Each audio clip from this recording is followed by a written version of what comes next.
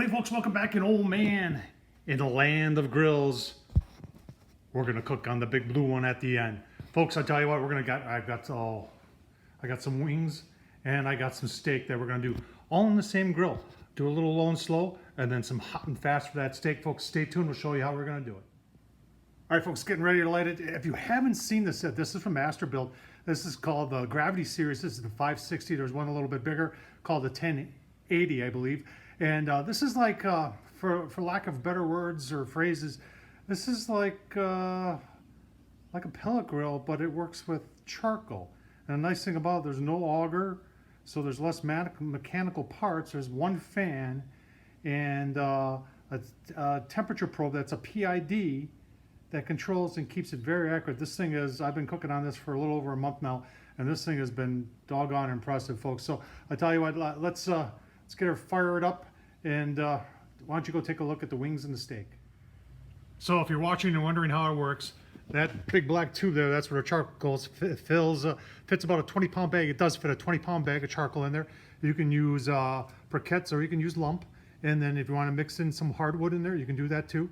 And then down below, and you're wondering where the smoke is coming from, you put a fire starter in that slot there, and then you light it, and then you close both of those down, and then we plug in and turn on our PID. All right, so there's the controller. For those of you who haven't watched this before, you've got 4 temp probes, although it only comes with one. That's kind of one of the downfalls. You'd have to buy some more from Masterbuilt. You've got, that sets your temp right there. That's to check your probe temp. And this thing has Bluetooth and Wi-Fi, and I haven't even tried it yet. And that's to set a timer. So far, this controller has worked flawlessly. I've got it set now for 225, and we'll show you that it'll dial it right in. And you're saying, hey, you know what? You said you were going to show us those ribs, or I mean, you said you were going to show us the chicken and steak, and I haven't done that yet because I want to show you the inside. So the inside comes with cast iron grates on the bottom, and then a warming rack, and they're in halves. So you've got you got this half, you can see it moves separately, and then you can order 2 more, so you can actually have 3 full racks here. You could get 6 full racks of ribs in here, no problem. Now, let's go take a look at the chicken and steak. All right, we got steak, got a little Montreal steak seasoning on there, and then we got 4 wings, folks, and a little bit of this Mac Grill's Chipotle rub, and I've had this for a while, and I said, I was smelling it before, and it's like, boy, this smells really good. So we're gonna get those wings on first, let the steak sit, and let's take a look on the grill. All right, charcoal smoke rolling, folks, set at 225, and that's where we are. Let's take a look. Now, my setup on here, if I have the opportunity to use a tray to catch the grease with some water in it, I always do that. This has a grease management system in it, but it's truly not the best. You have to really stay ahead of it. And if you're doing greasy cooks, it's always best to clean things out. Otherwise, you could get a grease fire. So let's just take a look at our wings. Oh man, look at that. Nice looking wings. We're gonna go at 225 for about an hour, and we're gonna bump this up to probably 350. All right, folks, did it a little less than an hour at the 225. Now I bumped it up to 375, and let's take a look and see how our wings are looking. Oh man, looking mighty nice. We've got the sun shining directly on there, so that's hard to tell, but we're gonna go just a little bit more on that, and we'll give you a look-see once we're saucing them up.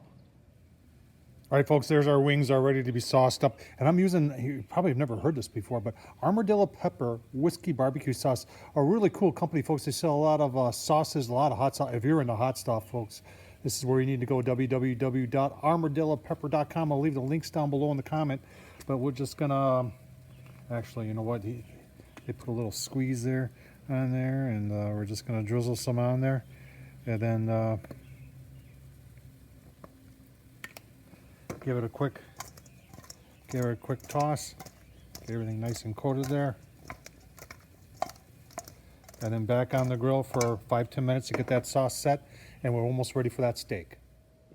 All right, turn the grill up to 625. You can see I've buried my lid temp. Get the steak on. Give you a couple look-sees as we do that. All right, first time doing a steak on here. Let's see how we're doing. We did like 40 seconds, gave it a quarter turn, and did a minute right now.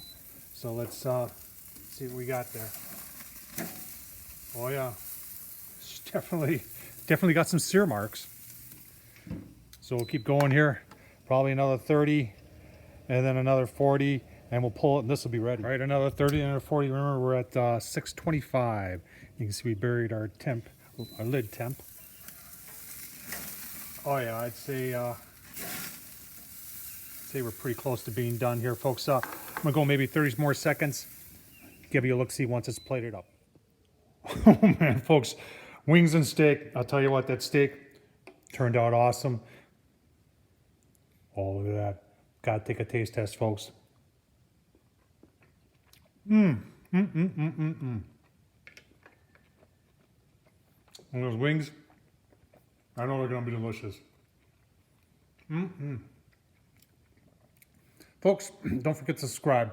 Tom Horseman on YouTube. Thumbs up, leave a comment, and as always, appreciate you watching. Thank you.